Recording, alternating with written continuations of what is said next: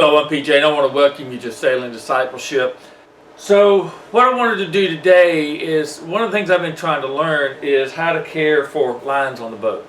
And specifically how to manage the rope so that the ends of it don't fray. So I've been learning to whip the ends of the rope. So I want to just share with you what I've learned so far, and hopefully that will help you. It's not hard.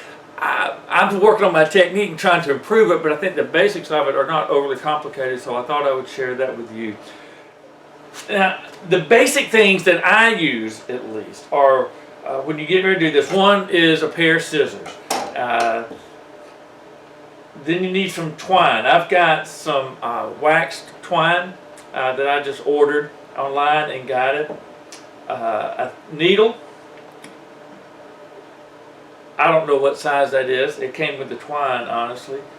And I have a block of wood. I don't have a sailor's palm to push the needle through.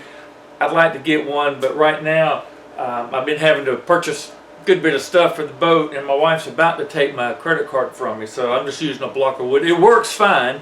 It would be a little bit more convenient to have the sailor's palm, so I'll get that one day. The other thing that I use is a marker.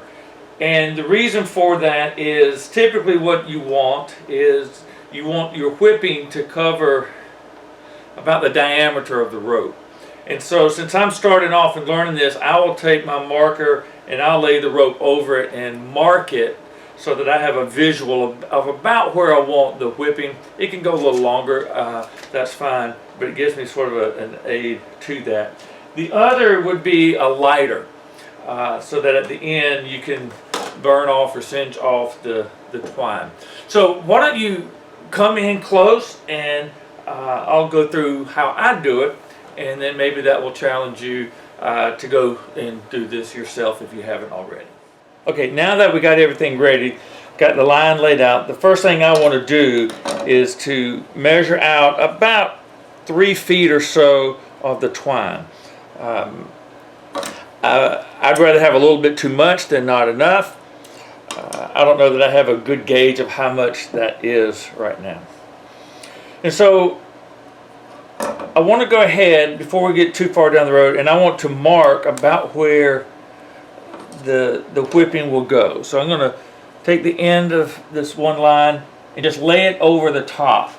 And I'll just take my marker, and you can see just marking 2 lines right there. Now this doesn't have to be exact. Again, it just kind of gives me an approximation of where I want to go.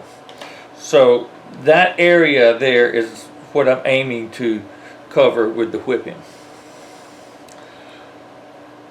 So you'll take your whipping twine and make a loop. Now one of the things I've learned is you want to be sure to leave enough of the tail that's going to be hanging out that you can get hold of, because at the end you're going to pull the line back through with the loop. So don't be too skimpy with that. And so I think something like that will give me plenty of room. So I'm going to lay it over the area. You can see where I got the loop hanging down beyond where I need to cover, and then this is the top part. And I usually start on this end and work my way down. A lot of folks that I've seen seem to do it the other way. So I've got that laid on top. I'm just going to hold it, and I'm going to take the twine and just do a couple of wraps. Now one of the things that you want to try to be sure to do is to keep these wraps close together, right up against each other. Now the good thing is just check it periodically, and if you need to, you can adjust them as you go. So I'll just keep wrapping it, and I put a fair amount of tension on it.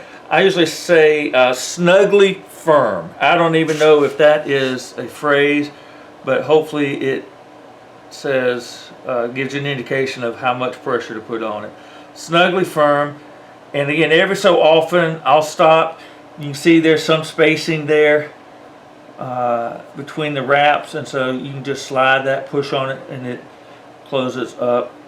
But just keep going round and round until you cover the area that you intend to.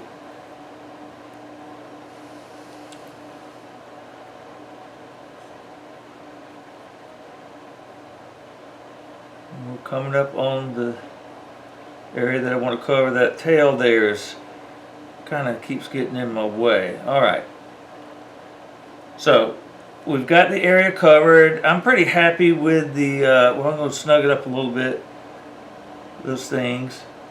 And so you can see I got that loop sticking out. So I want to take the end of this twine and push it through.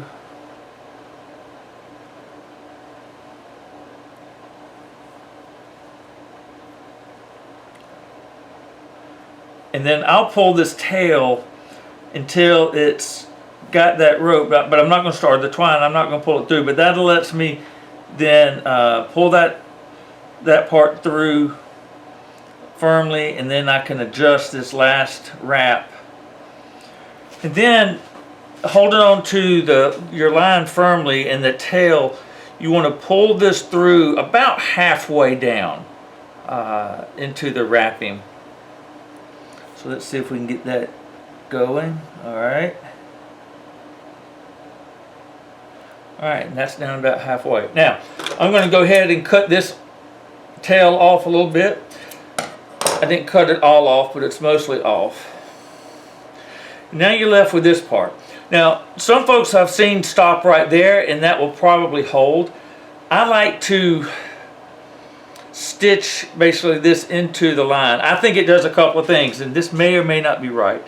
One, I think it keeps this from sliding up or down, the wrapping sliding. The other thing, I think, it seems like at least, that it should lock the outer part of the rope to the core and keep that core from sliding out. So this is where your needle will come in, and if you have a sailor's palm, this would be a good time to get that as well. Without that, you just need a block, or I know the first couple of times I did this, I used a book, but something just to kind of press on. But this is where my block comes in handy. Alright, so I'm going to go straight through, and what I want to do is come out right up next to where this line goes into the wrap, and I'm just going to go straight through it as best I can. Well, that didn't work. Alright, it came out. And again, you use something, and you want to bring it out on this back side, right up against, as close as you can to where that wrapping is.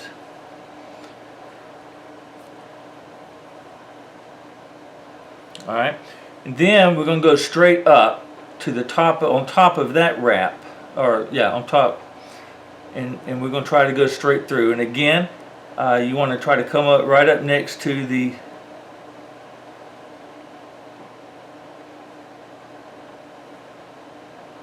wrap there. Okay.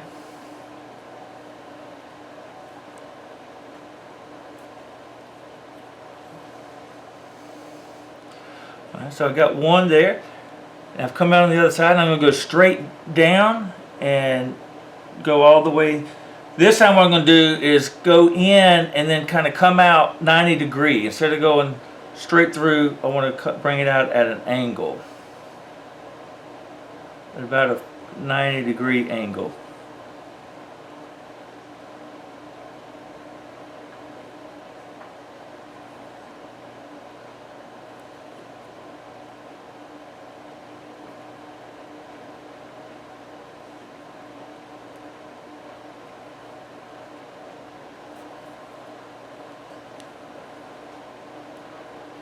And then you're going to go straight up to the top and go straight through.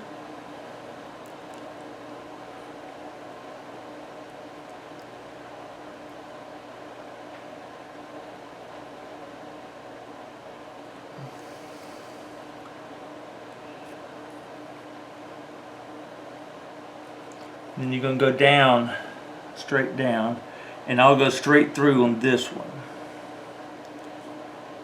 So in essence, what we've done is 4 locking stitches. 1, 2, 3, and then there should be another one over there.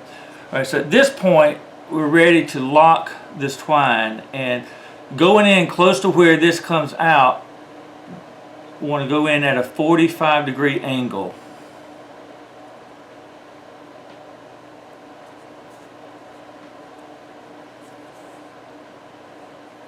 then we'll do that again. I do that about 3 times usually. Again, going in right at where it comes out.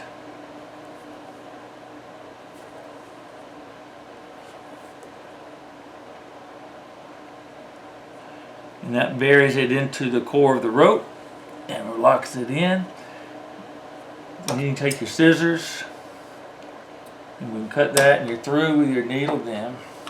Then take your lighter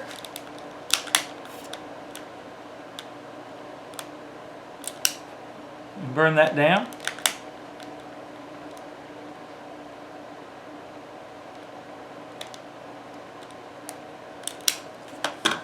And there you go. That should help keep the ends from raveling, and it will stay together. I hope that was helpful to you. If you haven't done this already, let me encourage you to give it a try. Like I say, with each one that I do, I think it gets a little bit better and a little bit smoother, and I'm really excited about it. I think it would be a nice little skill on the boat. It's not splicing. I haven't ventured into splicing. That'll be another thing that I'll try down the road, but I think this will be very handy in line care. I do appreciate you watching this video. If you got any tips for me or anybody that may be watching it, feel free to leave those in the comment section below. But I'll look forward to seeing you soon in the next video.